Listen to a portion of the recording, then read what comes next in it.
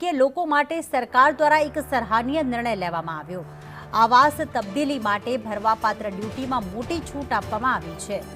નાના અને મધ્યમ વર્ગીય લોકો માટે આ સરકારનો નિર્ણય, જેમાં 80%ની છૂટ આપવામાં આવી છે।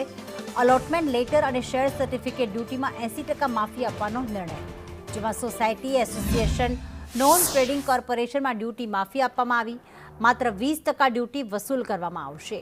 નાના અને મધ્યમ વર્ગીય પરિવારોને આનાથી મોટી રાહત મળશે। તો ખાસ મુખ્યમંત્રી ભૂપેન્દ્ર પટેલની અધ્યક્ષતામાં જે બેઠક મળી અને બેઠકમાં આ નિર્ણય લેવામાં આવ્યો।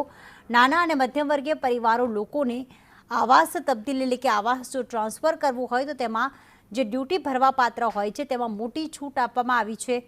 80%ની ડ્યુટી માફી આપવામાં આવી છે અને માત્ર 20% રકમ જ ભરવી પડશે।